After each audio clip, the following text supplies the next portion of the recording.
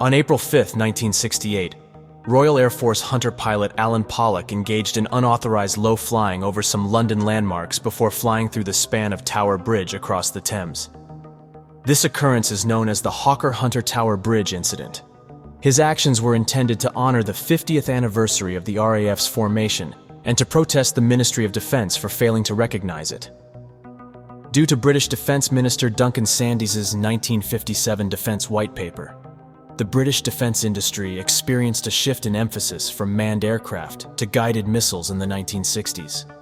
Low morale prevailed throughout the aerial services of the British Armed Forces, and the British aircraft industry had fallen into general decline. Pollock admired the RAF and believed a flypast over London would be a fitting way to mark its 50th anniversary.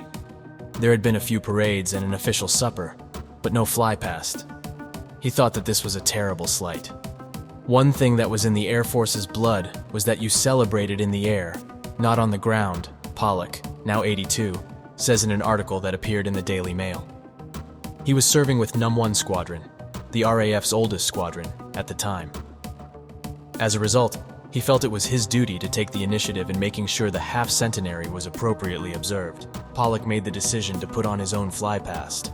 On April 4th, he and 3 other Hunter pilots from his squadron had flown from their base at West Raynham in Norfolk to RAF Tangmere in Sussex, the former home of No. 1 Squadron, where they were helping to celebrate the base being given the freedom of the city of Chichester. He decided that the following day, on their way back, he would make a detour over the capital. On April 4th, he and 3 other Hunter pilots from his squadron had flown from their base in West Raynham, Norfolk, to RAF Tangmere, the former location of No. 1 Squadron, where they were taking part in the base's celebration of Chichester's independence. He decided to take a detour through the city on their return trip the following day. It was worth flying over London, even if I was going to get court-martialed, Alan says. At the very least, a trial would give him a chance to have his say on the problems facing the Air Force.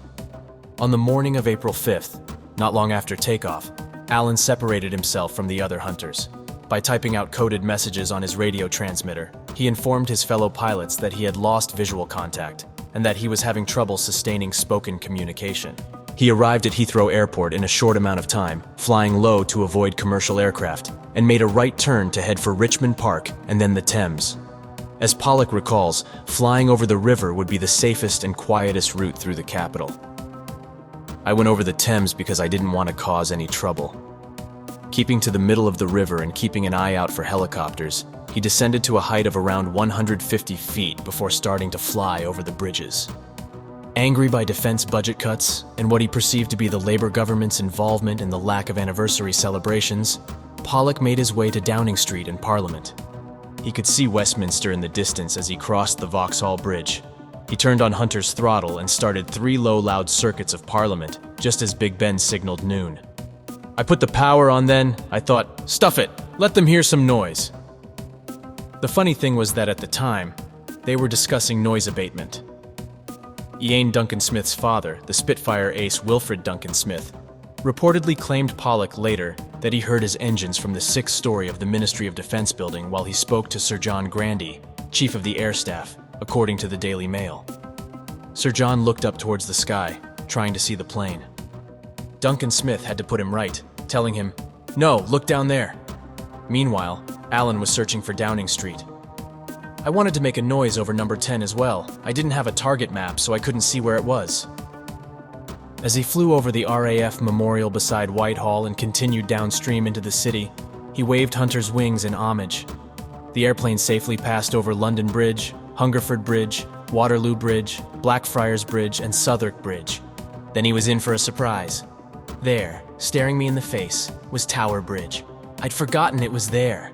Later, he described his choice to fly through Tower Bridge in the book Empire of the Clouds, when Britain's aircraft ruled the world. Until this very instant, I'd had absolutely no idea that, of course, Tower Bridge would be there. It was easy enough to fly over it, but the idea of flying through the span suddenly struck me. I had just 10 seconds to grapple with the seductive proposition that few ground attack pilots of any nationality could have resisted. My brain started racing to reach a decision.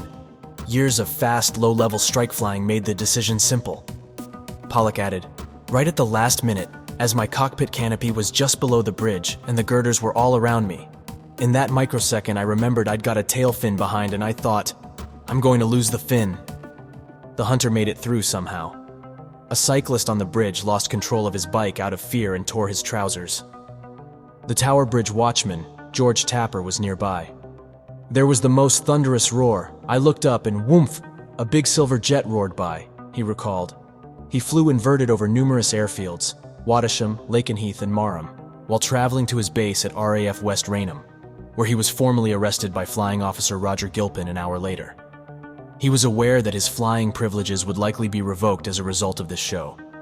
In the immediate aftermath of the incident, his unit was posted to North Africa, without him, while he remained in charge. Alan's unit received hundreds of congratulations messages from RAF colleagues and members of the public, as well as a barrel of beer from British Overseas Airways Corporation, BOAC. An all-party motion of support, tabled in the House of Commons, was signed by 6 MPs, 4 of whom had been in the RAF. Then, for medical reasons, he was invalidated from the RAF. This prevented Pollock from explaining the reason behind his stunt and maybe obtaining public support, leading to a court-martial and embarrassing the government. Pollock was the first pilot to do it in a jet aircraft, even though earlier pilots had flown beneath the upper span of Tower Bridge.